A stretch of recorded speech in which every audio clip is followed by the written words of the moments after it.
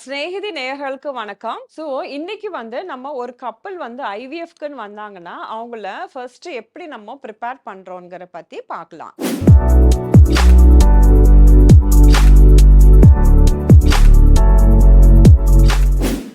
பேசிக்கா ஒரு கப்பல் ஐவிஎஃப்க்குன்னு முடிவு பண்ணியாச்சுன்னா, அவங்களுக்கு 100% நம்ம எப்படியாவது ஒரு சக்சஸ் குடுக்கணும்ங்கிற ஒரு நோக்கத்தோட நம்ம அவங்கள ரெடி பண்றோம். அது மாரி பண்ணும்போது, என்ன மாரி அவங்கள ப்ரிப்பேர் பண்ணணும்ங்கிற பத்தி பார்க்கலாம். ஃபர்ஸ்ட் ஒரு போத் த கப்பிள்ல சைமல்டேனியஸா நம்ம எவாலுவேட் பண்ணணும். அதாவது வெறும் வைஃப மட்டும் நம்ம செக் பண்ணிட்டு இருந்தா பிரயோஜனம் கிடையாது. ஹஸ்பண்டையும் கண்டிப்பா பார்த்தே ஆகணும். ஏன்னா, ஸ்பெர்ம் அண்ட் எக் நல்லா இருந்தா தான் நம்மளுக்கு சக்சஸ் கிடைக்கும். இப்போ லேடீஸ்க்கு என்ன பண்ணணும்னு கேட்டீங்கன்னா, ஃபர்ஸ்ட் அவங்களுக்கு ஜெனரல் ஹெல்த் எப்படி இருக்குன்னு நம்ம பார்க்கணும்.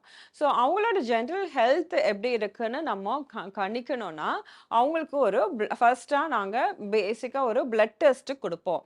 இந்த பிளட் டெஸ்ட்ல அவங்களோட ஹீமோகுளோபின் எவ்வளோ இருக்கு, அவங்க அனிமிக்கா இருக்காங்களா இல்லையான்னு பார்க்கலாம். அதுக்கப்புறம் அவங்களோட சுகர் ஸ்டேட்டஸ் ரொம்ப முக்கியம். ஏன்னா, அந்த டயபெட்டிக் சில பேருக்கு தெரியாமலே போயிருக்கும். அதனால நம்ம செக் பண்ண ஆரம்பிக்கும்போது தான் தெரியும் அவங்க டயபெட்டிக்கா இருக்காங்கன்னு. அது மாரி இருந்துச்சுன்னா, கண்டிப்பா அந்த சுகர நம்ம கண்ட்ரோல் பண்ணிட்டு ட்ரீட்மெண்ட் ஆரம்பிக்கிறது தான் பெஸ்ட் ஆப்ஷன். ஏன்னா, இது டயபெட்டிஸோட நம்ம ட்ரீட்மெண்ட் ஆரம்பிக்கும்போது, அந்த எக்கோட குவாலிட்டி அந்த அளவுக்கு பிரமாதமா இருக்காது. அதனால இது ஒரு நல்ல ஆப்பர்ச்சுனிட்டி அவங்களோட சுகர் ஸ்டேட்டஸ கண்ட்ரோல் பண்றதுக்காக. அதனால அவங்களோட பிளட் சுகர நாங்க பார்க்கணும். கிளைகோசிலேட்டட் ஹீமோகுளோபின பார்ப்போம். அதுக்கப்புறம் மத்த பாராமீட்டர்ஸும் கண்டிப்பா பார்க்கணும். ஏன்னா, அவங்களோட இது நம்ம ஹார்மோன் டேப்லெட்ஸ், இன்ஜெக்ஷன்ஸ்லாம் குடுக்கறனால, கண்டிப்பா அவங்களோட லிவர் ஸ்டேட்டஸ் பார்க்கணும். அவங்களோட கிட்னி ஸ்டேட்டஸ் பார்க்கணும். யூரியா கிரியாட்டினின் பார்க்கணும். அதுக்கப்புறம் அவங்களுக்கு ஏதாவது இன்ஃபெக்ஷன்ஸ் இருக்கான்னு பார்க்கணும். விடிஆர், ஹெச்ஐவி, ஹெச்பிஎஸ்ஏஜி அதான் சீராலஜி டெஸ்ட். ஸோ அதெல்லாமே இருக்கான்னு கூட பார்க்கணும். அத தவிர்த்து அவங்களுக்கு தைராய்டும் இது வெரி இம்பார்ட்டன்ட் ஃபேக்டா. ஏன்னா சம்டைம்ஸ் அவங்களுக்கு என்னன்னா ஹைப்போதைராய்டா இருப்பாங்க. நம்ம ட்ரீட்மெண்ட் பண்ணும்போது தான் நம்மளுக்கு அது தெரிய வரும். இந்த தைராய்ட நம்ம எதுக்கு கவனிக்கணும்னு கேட்டீங்கன்னா, ஃபர்ஸ்ட் அகைன் எக் குவாலிட்டியும் நம்ம தைராய்டு கண்ட்ரோல் நல்லா இருந்துச்சுன்னா நல்லா இருக்கும். அண்ட் சேம் டைம்ஸ் அவங்க பிரெக்னன்ட் ஆயிட்டாங்கன்னா, அந்த தைராய்டு அவங்க உடம்புல ஜாஸ்தியா இருந்துச்சுன்னா, அதாவது டிஎல்ஹெச் ஜாஸ்தியா இருந்து அவங்க ஹைப்போதைராய்டா இருந்தாங்கன்னா, அந்த பேபிக்கு அந்த அளவுக்கு பிரமாதமா இருக்காது. குழந்தைக்கு மூளை வளர்ச்சி ப்ராப்ளம், அந்த ஆட்டிசம் எல்லாம் கூட வர சான்சஸ் நெறையா இருக்கு. அதாவது தைராய்ட நம்ம கண்ட்ரோல் பண்ணாம அவங்க பிரெக்னன்ட் ஆனாங்களாம். நார்மலா தைராய்டு டிஎஸ்ஹெச் லெஸ் தென் 5 இருந்தா, நம்மளுக்கு பிரெக்னன்சி ஆகும்போது அந்த டிஎஸ்ஹெச் லெஸ் தென் 2.8 தான் இருக்கணும். அதாவது ஃபர்ஸ்ட் 3 மந்த்ஸ். அப்போதான் அந்த குழந்தைக்கு அது பிரச்சனை குடுக்காது. அதனால தான் இத ரொம்ப கவனிக்கிறோம். அத தவிர்த்து அவங்களுக்கு எவ்வளோ எக் அவங்க பாடியில இருக்கு, நம்ம என்ன மாரி இன்ஜெக்ஷன் குடுக்கணும், என்ன டோஸ் குடுக்கணும்ங்கிறது பார்க்கணும். அதுக்காக நம்ம ஏஎம்ஹெச் டெஸ்ட் பண்ணுவோம்.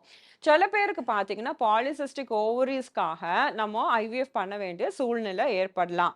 அது மாரி இருக்கும்போது அவங்களுக்கு ஏஎம்ஹெச் நம்ம டெஸ்ட் பண்ணி பார்க்கும்போது பார்த்தீங்கன்னா, ரொம்ப ஜாஸ்தியா இருக்கும். இது மாரி ஏஎம்ஹெச் ரொம்ப ஜாஸ்தியா இருந்துச்சுன்னா, இது ஒரு டபுள் எட்ஜ் வெப்பன் மாரி. அவங்களுக்கு எக்ஸ் நெறையா இருக்குமே ஒழிய, அந்த அளவுக்கு குவாலிட்டியா அந்த எக் இருக்காது. அண்ட் இன்னொன்னு என்ன பெரிய ப்ராப்ளம் எங்களுக்குன்னு கேட்டீங்கன்னா, இவங்களுக்கு நார்மலா குடுக்குற இன்ஜெக்ஷன்ஸ் விட, இவங்களுக்கு கம்மியான டோஸ் தான் நம்ம குடுக்கணும். ஏன்னா எக் எக்கச்சக்கம் இருக்கனால, நம்ம நெறைய இன்ஜெக்ஷன்ஸ் குடுத்துட்டோம்னா, நெறைய எக்ஸ் எல்லாம் ஒரே டைம்ல வளர ஆரம்பிக்கும்.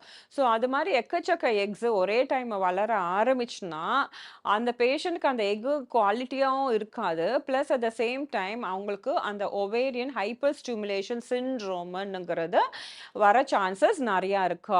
இந்த ஓவேரியன் ஹைப்பர் ஸ்டிமுலேஷன் சிண்ட்ரோம் ரொம்ப ஒரு பிரச்சனை கூடிய ப்ராப்ளம் இந்த ஐவிஎஃப் ட்ரீட்மெண்ட்ல.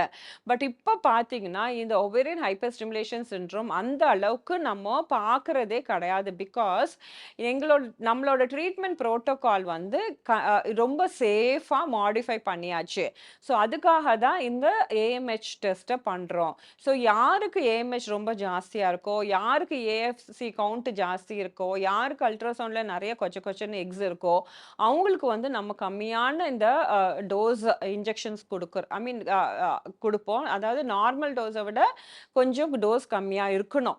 அதே நேரத்தில ஃபைனலா ஆஃப்டர் 10 ஆர் 12 இன்ஜெக்ஷன்ஸ் போட்ட பிறகு, இந்த எக்ஸ் எல்லாம் மெச்சூர் பண்றதுக்காக ஒரு ஃபைனல் ட்ரிகரிங் இன்ஜெக்ஷன்ஸ்ன்னு குடுப்போம். அதாவது அந்த இன்ஜெக்ஷன் தான் ரொம்ப முக்கியமான இன்ஜெக்ஷன். அது வந்து உங்களுக்கு அந்த எக்ஸ மெச்சூர் பண்ணி அந்த சர்ஜ் எல்லாம் கண்ட்ரோல் பண்ணும். அப்படி இல்லன்னா என்ன ஆகும்னா, இந்த அ அ எ எக்ஸ் வந்து வளர ஆரம்பிக்கும்போது, நம்ம எக் ரிட்ரீவ் அதாவது எடுக்கிறதுக்கு உள்ளேயே அந்த எக்ஸ் எல்லாம் பாடிக்குள்ளேயே ரப்சர் ஆயிடும். ஸோ இதெல்லாம் கண்ட்ரோல் பண்றதுக்காக லாஸ்ட் ஃபியூ டேஸ் நார்மல் இன்ஜெக்ஷன்ஸ விட அவங்களுக்கு இன்னொரு எக்ஸ்ட்ரா இன்ஜெக்ஷனும் கொடுப்போம். அதாவது ஆகனிஸ்ட்ன்னு சொல்லுவோம். ஆன்டகனிஸ்ட்ன்னு சொல்லுவோம்.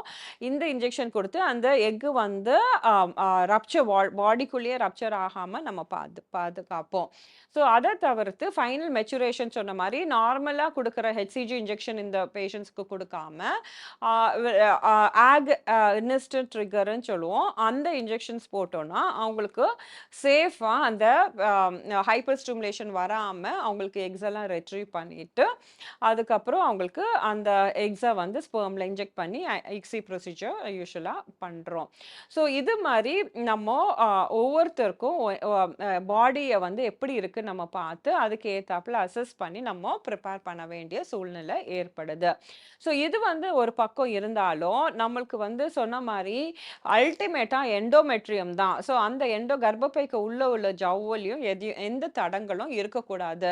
ஸோ அதுக்காக தான் நான் சொன்ன மாரி இந்த ப்ரீவியஸ் எபிசோட்ல இந்த மாரி உள்ள பேஷண்ட்ஸுக்கு நம்ம எம்ப்ரியோஸ் எல்லாம் ப்ரிப்பேர் பண்ணிட்டு, ஃபைனலா ஒரு ஹிஸ்டரோஸ்கோபி பண்ணணும். பண்ணி அவங்களுக்கு வந்து அந்த யூட்ரஸ்க்குள்ள உள்ள கேவிட்டில ஏதாவது பிரச்சனை இருக்கான்னு பார்த்துக்கிறது நல்லது.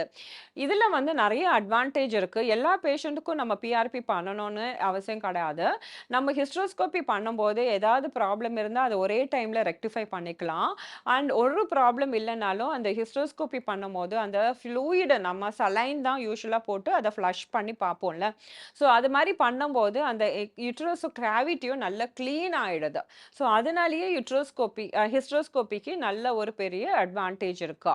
பட் அத மற்றும் தவிர்த்து நம்ம ஹிஸ்டரோஸ்கோபி பண்ணும்போது அந்த எண்டோமெட்ரியம் கொஞ்சம் ஸ்க்ராட்ச் ஆகும். ஸோ ஏர்லியரா எண்டோமெட்ரியல் ஸ்க்ராட்சிங்ன்னு தனியாவே பண்ணிட்டு இருந்தோம். பட் அந்த அளவுக்கு இப்போ எண்டோமெட்ரியல் ஸ்க்ராட்சிங் வந்து பெனிஃபிட் குடுக்கறது இல்லன்னு சொல்லிட்டு இப்போ ஜாஸ்தி யாரும் பண்றதில்ல. பட் நம்ம ஹிஸ்டரோஸ்கோபிக் பண்ணும்போதே அந்த எண்டோமெட்ரியம் ஸ்லைட்டா ஸ்க்ராட்ச் ஆகறனால, அது அகெயின் இட் இஸ் கொஞ்சம் யூஸ்ஃபுல்லா இருக்கும். அந்த இம்ப்ளான்டேஷன்க்காக. ஸோ இதனால ஹிஸ்டரோஸ்கோபி ஒரு நல்ல ஒரு ஆப்ஷன் நம்மளுக்கு பேஷண்ட்டுக்கு ஐவிஎஃப் சக்சஸ் குடுக்கறதுக்காக. ஸோ இது மாரி லேடி சைட்ல வந்து நம்ம எல்லாமே பண்ணி பார்த்துட்டு, பண்ணிட்டு அதுக்கப்புறம் நம்ம ஐவிஎஃப்க்கு ப்ரொசீட் பண்ணுவோம். அதே மாரி ஐவிஎஃப் பண்ணிட்டு நம்ம எம்ப்ரியோ ட்ரான்ஸ்ஃபர் பண்றதுக்கு முன்னாடியும் சொன்ன மாரி ஹிஸ்டரோஸ்கோபி பண்ணிட்டோம்னா, நம்மளுக்கு சக்சஸ் நல்லா கிடைக்கும்.